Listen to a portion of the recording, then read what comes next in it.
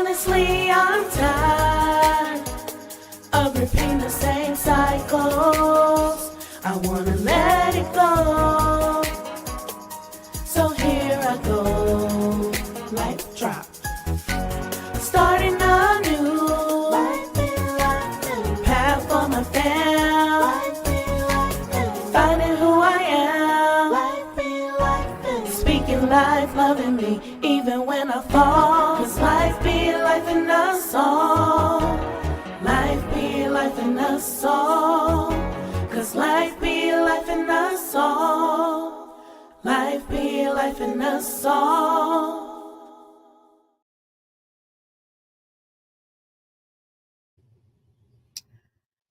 Hey y'all, hey, it's me, Porschia O, your host of Life Be Life and podcast.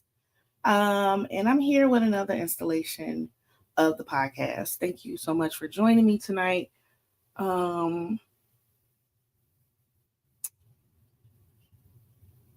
Yeah. I'm kind of prepared but not prepared for this. I decided that I was going to do this episode kind of fresh. Um it's been a long week. It's been a long, exhausting week. It's been a long, emotional week. Um, but yeah, so I didn't even really get to put my notes down in here or anything. So I'm gonna just go base whatever comes. Okay. As you can see, I titled this episode "When Forever Doesn't Last," um, because as of last Wednesday, I am officially divorced. And I've been preparing and in the process of this detachment for 4 years now. Um, but yeah, before I go in too far, thank you all for joining. Hey, my Ty, thank you so much for joining. Mommy's in the building. Thank you so much. Please like, share, subscribe. I'm only on YouTube tonight. Facebook. This episode just felt too accessible on Facebook for me. Like anybody could just be scrolling my page and like, or I come up on, anyway, I just whatever. But this is for public consumption. Hi, brother. Thank you so much for joining. I'm gonna talk about my divorce. So yeah. I don't know. But if this is your first time here, welcome. On this podcast is where we talk about how life be over here, life in us via relationships, situations, and everyday experiences while in real time healing and learning how to be a better human being. So if that's what you're about, you're in the right place at the right time. And if this is your first time joining, you've joined on a more somber day. I do use this podcast as a sort of um,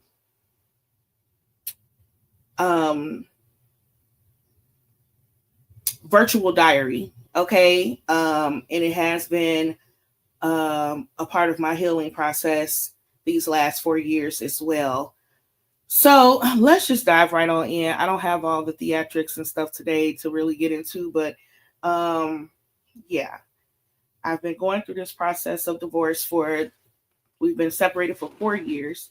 The divorce situation kind of like 2 years.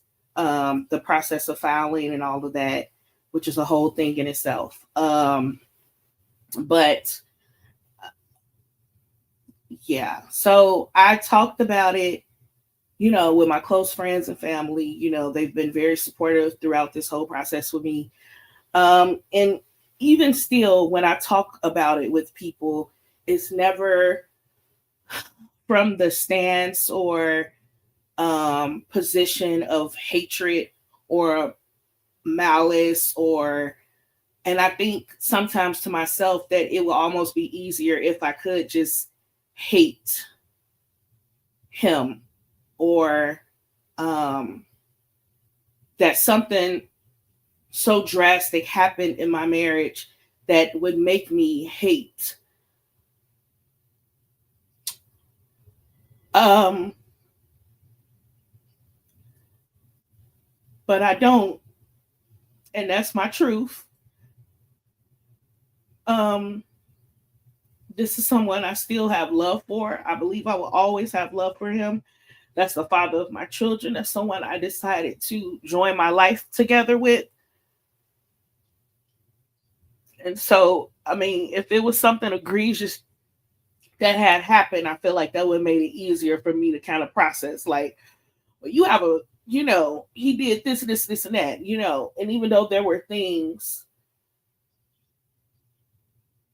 that happened in my marriage, on both ends, okay, it still doesn't, it's not an easy pill to swallow.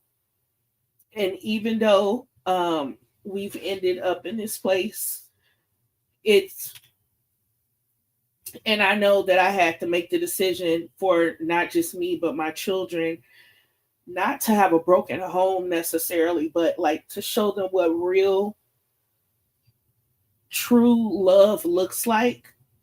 I think when people make their vows, they think they say them in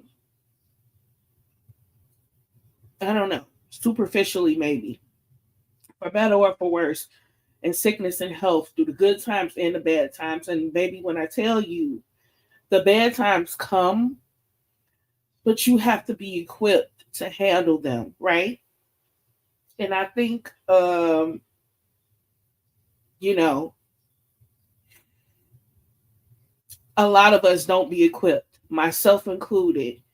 I was equipped with, to an extent, I was equipped to put in the work that would be required to get us through. I'm a very determined individual, all of that, but I wasn't equipped with a lot of the tools on how to effectively communicate and not allow my trauma and my things to spill over into our marriage, right? And that's a part that a lot of people don't talk about. Like, we have to do our due diligence and work on ourselves as individuals before we can come together with somebody else.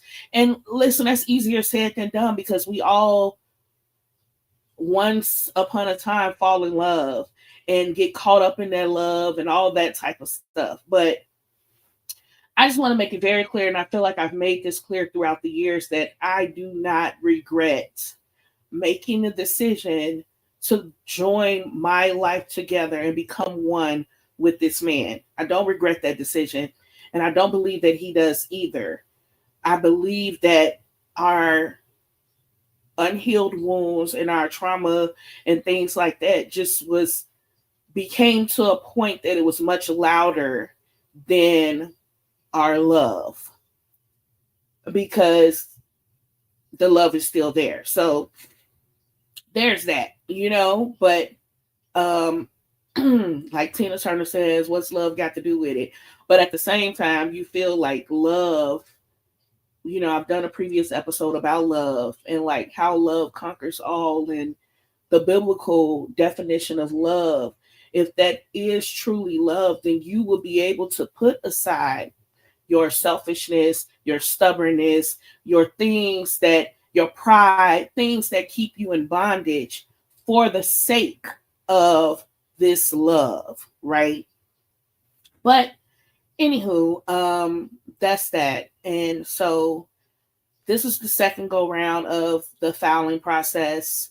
And it went rather smoothly.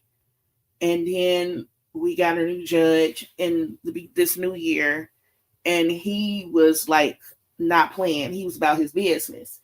And so we saw him in January, and he was like, okay, parenting plan approved, this and this and that. Okay, we're going to move forward to the prove up hearing, which is where we were trying to get to all along. And our other judge was kind of dragging her feet with it. I already knew going in what the prove up hearing could lead to. The prove up hearing is for us to show all the proof and everything. And, then we can get the divorce. And so, there have been many talks amongst us and, things. And I don't know. I just felt like this is going to finally be it. Right. But also, I'm trying not to get my hopes up, and not my hopes like, again, I wanted to get this done because I feel like it's just been so long and there hasn't been any change. And somebody only got to tell me once that they don't want this, right? And not only tell me, but show me. You know what I'm saying? Like, I can't make anyone do anything that they don't want to do. So, that was that. And it still sucks because I would have loved to go through therapy and really gave it my all effort, but I can't do it alone. It had to been a collective thing. And since it wasn't, we kept moving forward in the process. So anywho, that morning I texted him and was like, I was kind of anxious about it all week, to be honest, because I knew it was coming up. And then that morning I texted him and was like, I would be inauthentic to myself to not ask you one last time, are you willing to work on our marriage? We've been spent some years apart. We both have grown, quote unquote, in some areas. And maybe, you'll be willing to talk with someone now and we can see, I just believe in giving it your all before you essentially quit. Right. But again, marriage doesn't work with just one person giving their all. It has to be both. Right. And so we spoke and, basically was like, yeah, I recognize all the growth you've made. I still have some things I need to work through, blah, blah, blah, blah. Cool. Same old, same old. And I respect it at the end of the day. If you feel that you're better off doing it on your own and you think something greater is going to happen from that, more power to you. Who am I to tell you otherwise? But I know the blessing that was our covenant, our coming togetherness, all of that. I know the blessing that was. But if you can't see it and want to pour into it, then I have to let it go, right? And so anyways, we went to court, and it was such a funny court day because it was like a bunch of couples in there. And the first couple of cases he called, these were just supposed to be like updates. And the people kept getting up there and spilling all the tea, child. It was just a mess. And we sitting there looking like, what the heck? Because we were doing an uncontested type divorce, meaning that we both were in agreement on what was happening, right? And we agreed upon a parenting plan. We agreed upon child support. We agreed upon who was leaving with what and what have you. We agreed. We were very agreeable. There was no need for mediation or anybody to figure out anything for us. We have figured it all out. All we need you guys to do is process the paperwork, right? But these people were up there fighting for their lives, like the wives, the husbands. It was just a mess. We ended up getting called towards the end. And then he was like, did you guys bring what I asked you to bring? I said, yes. I handed it to him. He was like, okay, sit down. We're going to get through a couple more of these cases. Sir, we've already been here an hour or so. Like, okay, like I thought I was going to be home in time to pick up my kids. Like, it was just a whole thing. And then, in court, they don't let you have your phone. So it wasn't like I could communicate with my mom, like, hey, can you get the girls? Like, I had to sit in the courtroom until my case was called again. And so anyways, we sat there And finally got called. Went up to the judge, um, and all of that. He looked at our paperwork and he looked through everything. He was like, everything looks good. Okay, turn to, swear with the clerk. I'm like, oh my gosh. It was in that moment I realized, like, oh, this is about to happen today, like right now. Like, this is it, you know. Um, and so while he was reading through everything and asking us questions, he asked me questions first, like, are you in agreement with this? Are you in agreement with that? Is this and that, like stuff like that. And while he was asking me those questions, I was getting emotional. I'm already an emotional person, like whatever. We all are emotional beings. We just express them differently, right? But I can feel the tears welling up in my eyes. And I was like, Portia, do not cry in this freaking moment. Like, what the heck is wrong with you?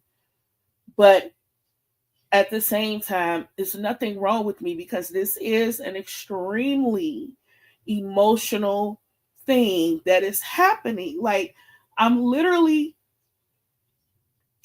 being severed from a person that I thought would be my person for forever. Like, literally. And it sucked. It sucked ass. And seeing how the people was in there acting a fucking fool. And we were just like, we agree upon everything, I don't know. It was just very, I don't know. I know we wasn't acting up or argumentative or anything like that, but I still was so ashamed. I was so ashamed that I was going through this process. And that I went up there with a man that I went before a judge 11 years ago and said, yes, I agree to all of these things so that we can go our separate ways. It just, I don't know. It was just very weird. It was very weird. And I was just telling myself, Portia, do not cry because I didn't want my tears to read to the judge like, are you not in agreement with this?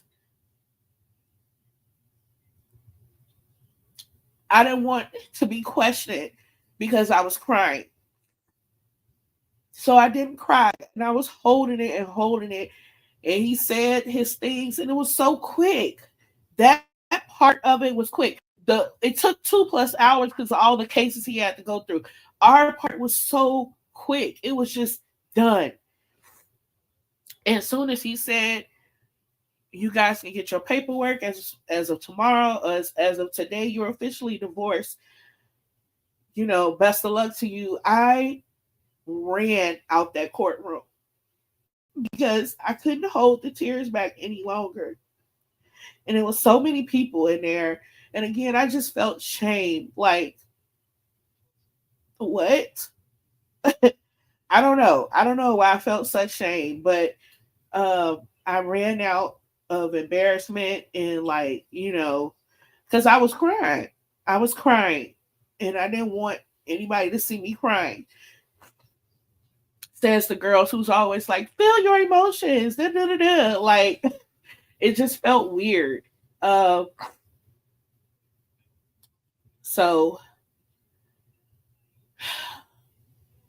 he didn't come out immediately after me, and then I look back and I'm like, what? Where the freak is he? Like, and then he came out. It was like, oh, they want us to fill this out on this piece of paper or whatever. So I had to refill out the paper for the divorce decree on it. And while I was doing that, I was crying. I was sitting at the desk writing it out, and I'm just crying, tears just rolling down my face. And he was just sitting there next to me, like, didn't know what to say per usual. um, it was just like I couldn't believe it. Like I was in shock, essentially. Maybe. I don't know. Um it was it was a lot. And so we turned that in and we walked out the courthouse together. And we were silent. Like, it's what is there to say? But I felt like something should have been said. Like, you have nothing to say. I have a lot of things I could say, and I just didn't want to be, per usual, the one driving this, um, or requesting for him to show up for me in a way or something like that, um, because I'm officially on my own. Like, you're no longer my covering, none of that. Like, so yeah, there's that. And he was like, I'm emotional too. This is hard for me too. And I was just like, oh, okay. Like, okay. And then he walked me to my car or whatever. And I quickly got my phone because it was after the time the girls were supposed to be picked up. So I was trying to see if my mom got the girls, and I spoke with her or whatever. And whatever. And so he once I got the phone with her, he was standing there that time. And once I got the phone with her, he was like, come here. And I'm like, what? And he gave me a hug. And we just hugged for a moment. But during that hug, I didn't cry, which was weird to me. Like, I was crying all that time, but during that hug, I didn't cry. I was just like, I don't know. And it felt weird. It just felt awkward.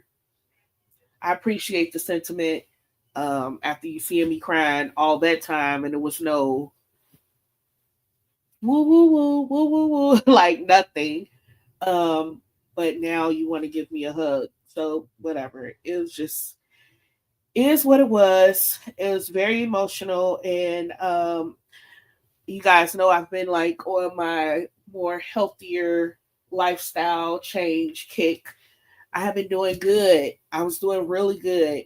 And that week I had started, meeting my protein goals. I was doing all the protein things I needed to do. I got a food scale weighing my meats and all this type of stuff to hit my protein goals because I've been doing a lot of strength training and all of that.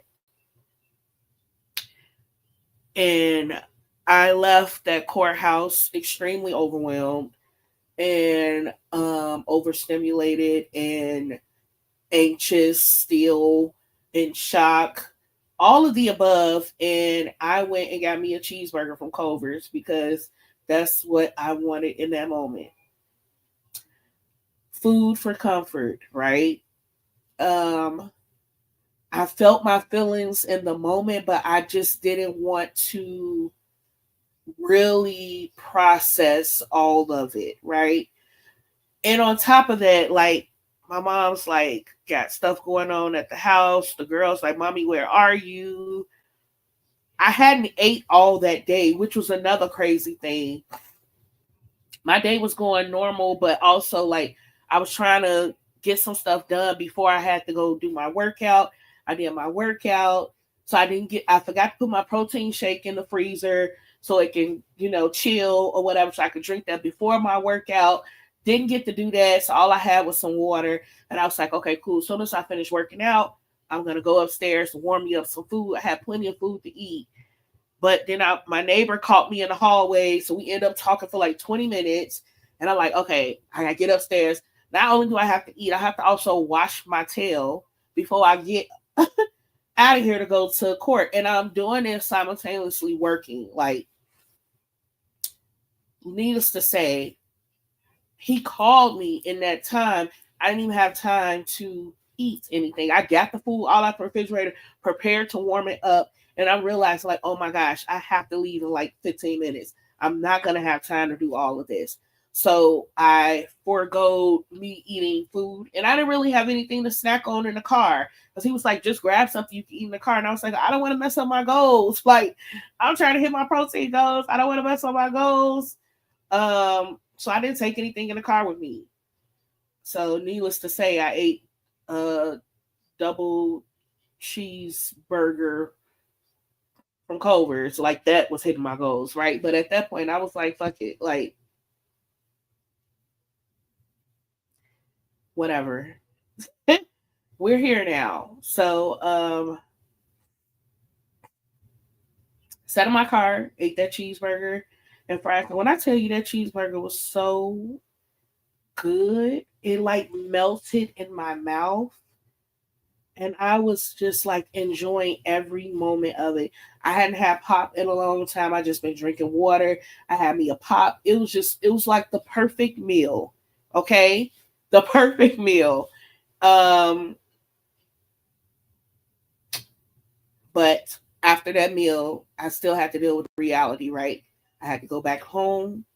I totally forgot Micah had piano lessons that day. Didn't get to remind mom, like, hey, drop Micah off next door for a piano lesson. Totally forgot. Like, I just totally forgot about all the things. Mom had her therapy appointment. I had to help her get on that. Totally forgot. Just totally forgot all the things. I was just out of sorts. And yet I still had to act like everything's okay. I'm normal. I had to get back home, saw my girls, had to sit down, finish working for the day. I had to work later than normal because I had to make up the 2+ hours I just spent in court unexpectedly. Then my friends were calling me. I mean, different groups of friends kept calling my phone, and I didn't really want to talk. And I had already decided, like, I'm not talking today. I can't. Me even sitting trying to process it myself, I couldn't hold myself together. And not that I can't be emotional to my friends or talk to them, and I just didn't feel like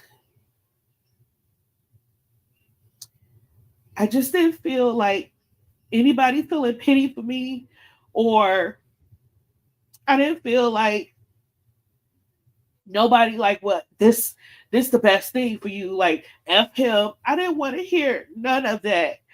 I didn't want to hear any of that. I just wanted it not to be my reality, honestly. So I was just like, whatever. Like, I'm avoiding dealing with these feelings right now. I don't want y'all to deal with these feelings either right now. So I end up answering the phone, my friend said, um, I was kind of quiet or whatever, but I was just letting them talk or whatever. And I was still trying to compose myself, essentially. So then they asked me questions, and I was like, well, yeah, I got divorced today, but I don't want to talk about it. So yeah, that's that. Um, and that was the first time I had kind of like said it out loud, like, I'm divorced. Like, what the fuck? Like, that's crazy. Um, but they respected me not wanting to talk about it, and we moved on to the conversation. And so, anyways, I worked to like 6:30 that day, and I had a rehearsal scheduled already for 7, and I was having it at my house for an event I was doing that Saturday. And it's just like life has to go forward, even though my whole world was kind of shattered. And I know that sounds crazy to some people because it's like, well, y'all have been together for like 4 years, and you've been living on your own, he's been living on his own. But it's like, this is like officially over. And yeah, it just sucked. And I still have to show up for my kids, and I'm all stuffed up. Shoot, I can't even um talk good. But anyway, I still have to show up for my kids, and I still have to show up for commitments I previously made, and yeah, it just, and I tried to still show up for my friends in that moment. I know everybody was like worried about me or concerned for me or wanting to know like what, was going on, but I couldn't be strong.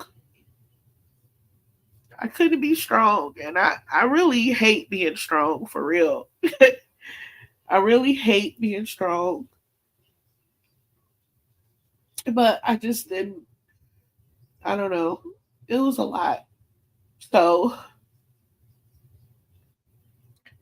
yeah, I had to act like everything was okay in that rehearsal and in front of my kids. It was so funny though, Leah. I think when I was on the phone with my friends, when I did tell them like I got divorced, well, I said I had it was an emotional day, and I just didn't want to talk about it. That's the only part that she heard, and she came out the room eventually and was like, "Mommy, I want you to come see what I drew on the calendar." And I was like, "I'll come when I'm done with work." Okay, mommy, when you're done with work, come see. And I was like, okay, I will. And so, yeah, when I finished work, I went to go gather myself before that rehearsal. And she was like, Mommy, you gotta look at the calendar. And I looked at the calendar with her, and she had wrote on there, like, I love you so much, Mommy. You're the best. You got this. You got this. And she just wrote, Mommy, my mommy, my mommy, my mommy, mommy. I love you so much. You got this. Keep going. I love you. By Leah. And then my mom's like, why? How did she know? How did she know I needed this? Right. Um, but I found out yesterday, oddly enough, that she heard me say that I had an emotional day. And yeah, so I brought that back to her attention. I was like, that's why you did that on that calendar, because you heard what I said. And she was like, yeah, but also, like, I just want you to know that you are the best mommy ever.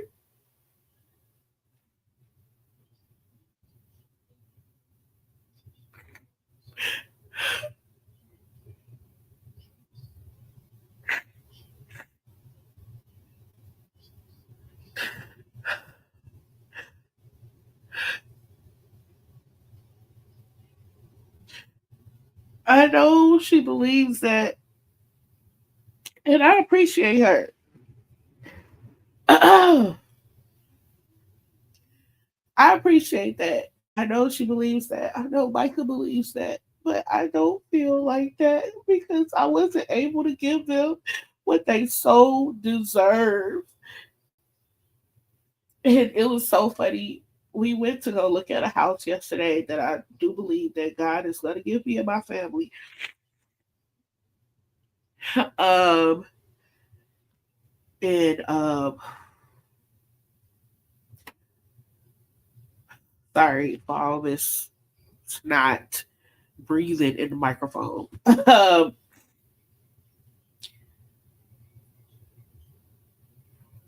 forgot what I was going to say. But we went to see a house yesterday, and I was telling my mom in the car after seeing the house, and I prayed over the house and all of that, and we prayed in the car afterwards. And I was just like, I just feel like all of my dreams are coming true. And I was like, well, almost, or not all of them, because that was one of my dreams, to be married and to raise a family together forever. And that dream didn't stay. I mean, it came true. It just didn't last.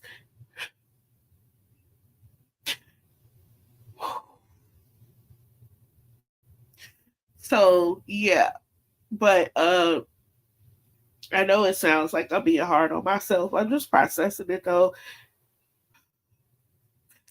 because no matter how much I rationalize and learn about human behavior and how our past plays a role in our present and who we are and how we show up and all of that, it don't make it easier. It don't make it easier. And I had looked up what, you know, I tell people I feel like, and I have told my friends this throughout the years, like I feel like I'm grieving a death, but I have to still see this person. I have to still interact with this person. I know they're still here. It's different when people are go from this earth, and it's different when you have to like still see them. Um, I feel like my eyes are extremely red because I need to like blow my nose. I can't reach the tissue. But I looked up the psychology behind divorce and grief, and it says that divorce activates the same grief centers in the brain as physical loss. Psychologists compare it to loss of identity or loss of the future expectations, emotional withdrawal from attachment, and they call it ambiguous grief because the person is still alive but the relationship is gone. And that's why it feels confusing. You still love them and you still know you can't be without them. Both can exist at the same time. Um, so yeah, that's just what's happening. Like it's ambiguous grief, and it sucks. It sucks just as much as losing someone that would never come back. I don't know. I don't know. I guess I've had a few losses throughout my life, but my grandfather. Uh, thank you, mom. My grandfather being one of the biggest ones for me.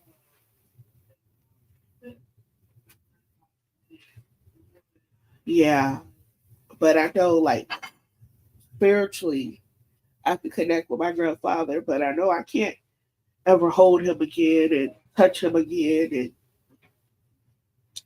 and those type of things. But when a person is still here, I kind of feel like there's still hope that one day you would just like be able to reconcile that, right? There's still hope deep down. And that too, that part sucks because again, like you have to move forward with life. I can't hold on to the hope or the potential of. And it's a similar thing when like you can't date for potential. You can't get stuck on what somebody say they will be or who they would like to present as. You have to pay attention to what it is, not the potential of what it could be, you know? So it's like a two-edged sword, I guess. Um, yeah. So it's been a lot. I need to blow my nose. This is the problem with doing live, because everything is live. But I need to blow my nose. I'm gonna mute my mic so you guys don't hear how disgusting it is. 1 second.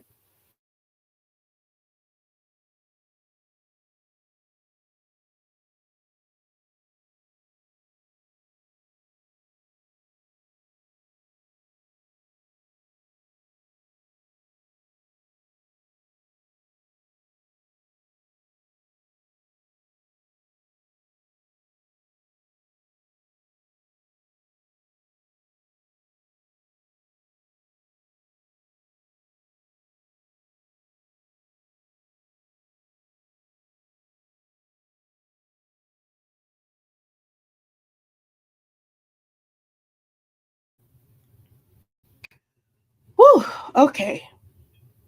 Still a lot of pressure here, but I felt it necessary to,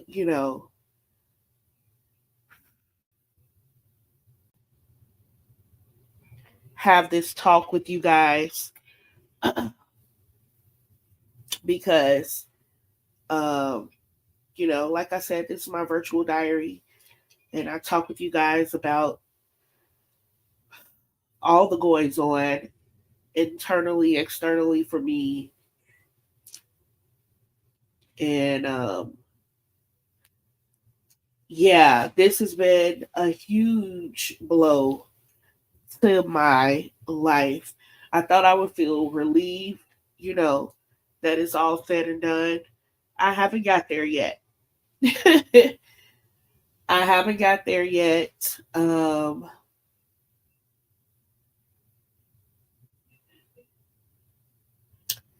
even after, like, he came over the next day to see the girls, and he was like, "Well, we're gonna have a conversation with the girls." And I was like, "I don't want to talk about it." Like, still avoiding the conversation essentially, or feeling my feelings, like, because I'm too emotional about it. And I've been telling my friends that, like, I'm just too emotional about it. I've been telling everybody that I'm too emotional about it. I'm not ready. Um,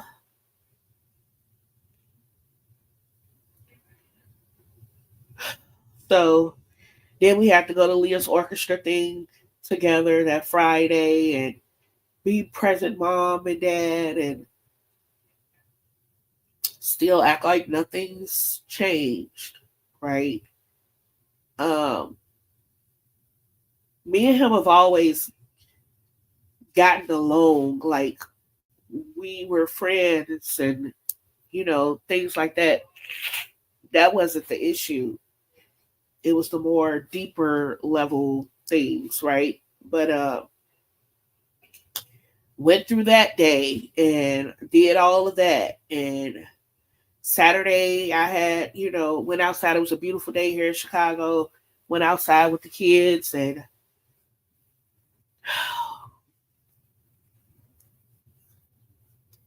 I was irritable and annoyed. Leah broke my bed much worse than it was already broken, child. It was just a whole thing. And then I had to go sing. And excuse me, I just haven't had any time to just like sit in this and like deal with it. Um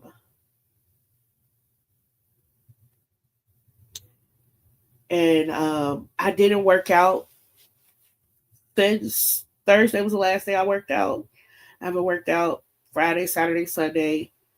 Um so I was trying to get back on the horse today. And I did my 30-minute walk and I was walking way slower than I typically do.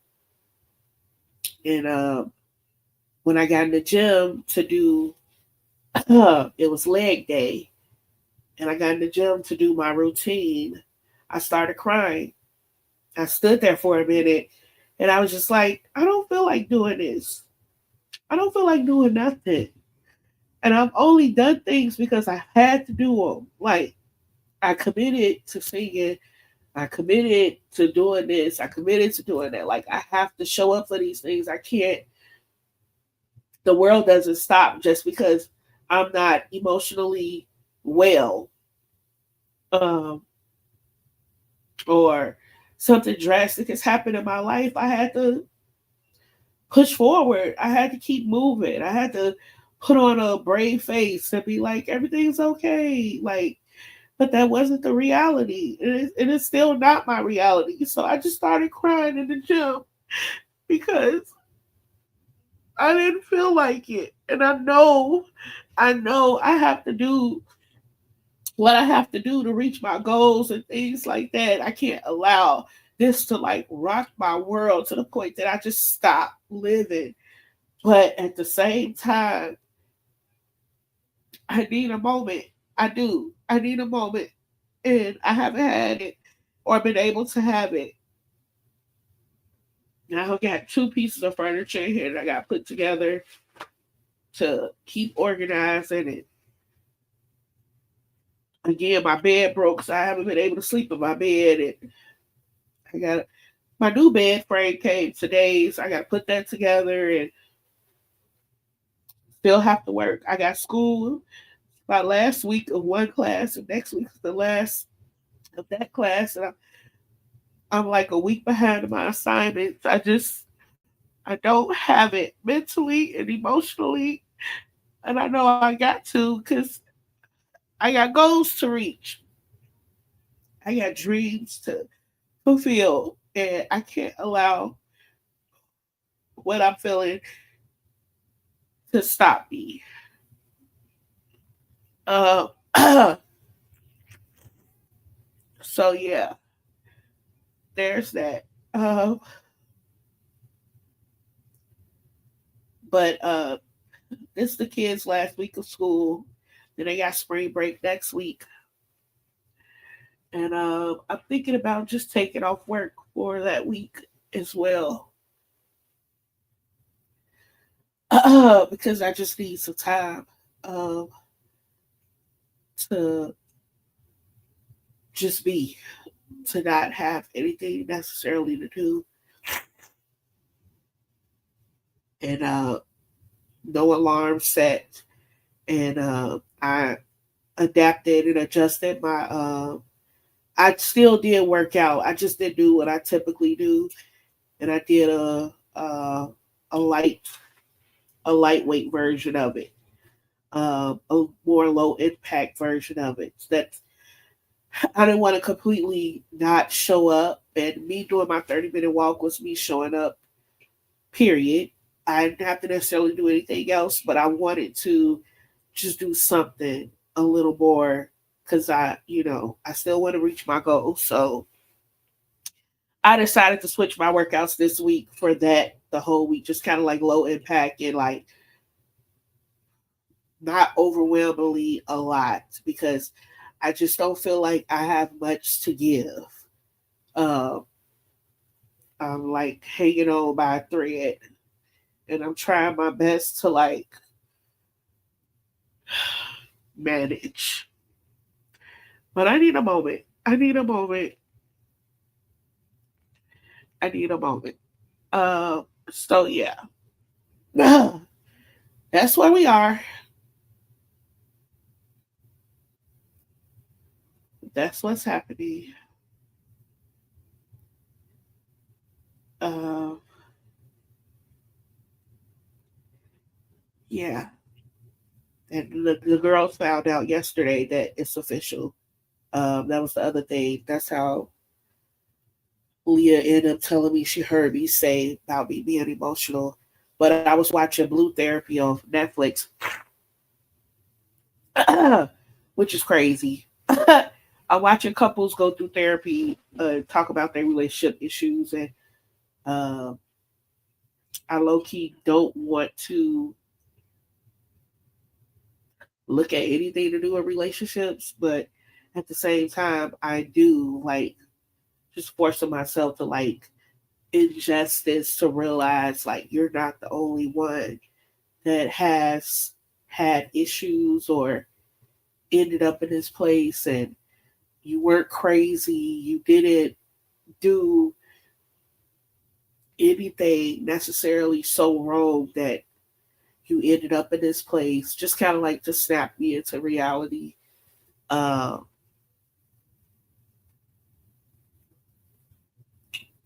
my best friend, one of my best friends, Denton, sent me a message Friday. Kendra sent me one on Thursday, and Denton sent me one on Friday. Pretty much just like reaffirming me, like you're a dope person, mom, wife, whatever. And Denton's was more so like, remember your why, right? Which is something my therapist will always tell me, like, remember your why. Don't get caught up in the emotions of it all, right? Because it is heartbreaking. It is. But remember the why. You're not doing this to, you didn't do this to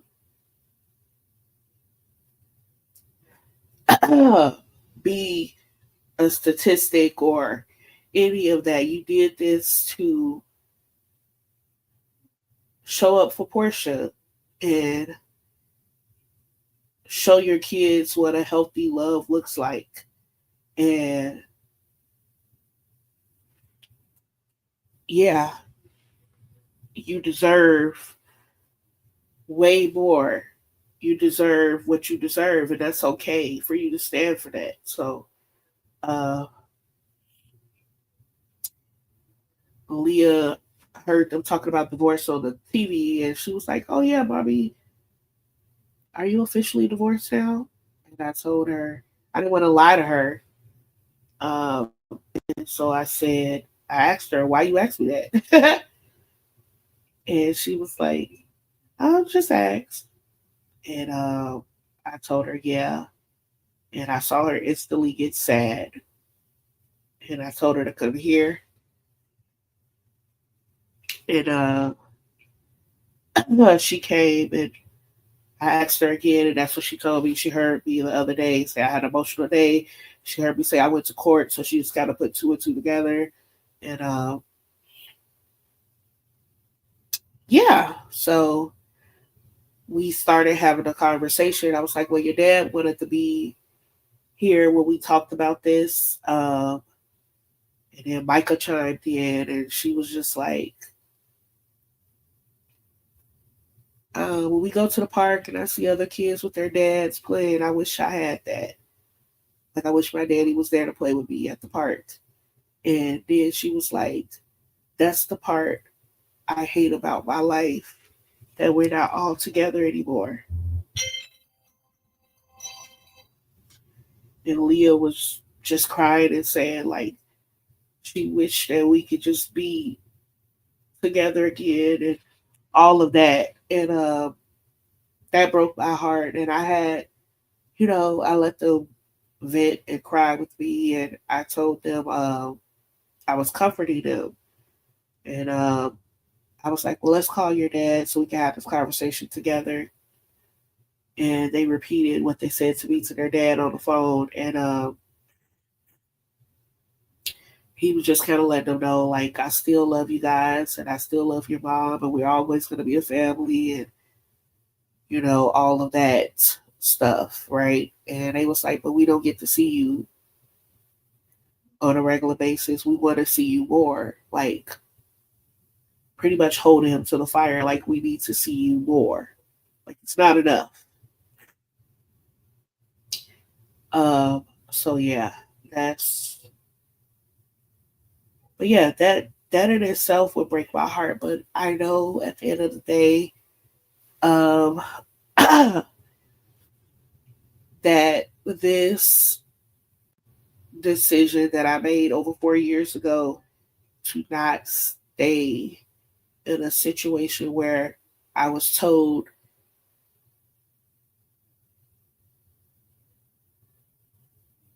that they didn't want to try to do what was necessary for our marriage to progress. Um, my decision to leave that situation is still the right one. And even though it hurts now, me and my children, I know that one day they will understand and they will see that, oh my gosh, my mom was, strong enough to leave instead of just stay for the sake of staying, or saying I have someone, or, being miserable, or either one of us being unhappy, or anything like that. Like, so many messages come from stay in relationships that are not healthy, that we give to our children, and we think, oh, I stayed for the kids. Just because you stayed doesn't mean that your kids receive that this is what healthy love looks like, or healthy marriage looks like. They could have received, or they are so intuitive, and they could have received so many other messages. Like, I know y'all didn't like each other. Y'all did this and that. Like, it's so, it comes out all the time. It comes out all the time. And parents be like, I didn't even know you knew that. But they know. They know. And I'm just so serious, just as much as I am about their soul and me not going to no fake and phony church and playing church and letting any and everybody, teach my children any and everything and they live their life any and every way. Um, and just be performative with their religion opposed to like really trying to authentically walk this thing out. I'm not gonna play about, you know, how they show up in relationships and love and what that looks like neither. I am one of their greatest examples. And so I do believe and still believe that I will have another great love and I will still be able to show them what a romantic, healthy relationship looks like. But in the in between, I am showing them what a healthy woman that is willing to work on herself and heal and show up looks like as well. And that's okay. So yeah, that's I think I got it all out. I think I got it all out. Thank you guys for being here with me. I do have a speak life affirmation. I'm like talking through my nose because it stopped up. Um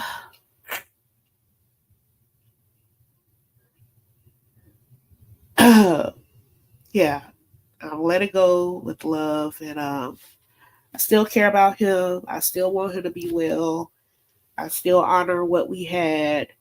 But I have to let it go. And I especially have to let go the wifely part of me that was attached to him. Um, that version of me no longer has a place to land there. So that's what I'm grieving. And that's, it's okay. We will all be okay eventually. We will keep processing these feelings. And that is something he said to the girls last night. Like, we're going to keep having these conversations where anything ever comes up about how you feel about it or whatever, we can talk about it at any time. We're going to, it's a process. So, yeah. So I'm going to leave you with a speak life affirmation to hold on to until next time. Uh, Today's speak life affirmation is I release what I cannot carry and honor what I have learned. Again, today's Speak Life affirmation is I release what I cannot carry and honor what I have learned. You heard it, you say it, you write it down, and remind yourself to speak that thing and make it happen because life be life for us all. You all have a wonderful night. Thank you so much for joining me and all my snot and tears. All right. Bye.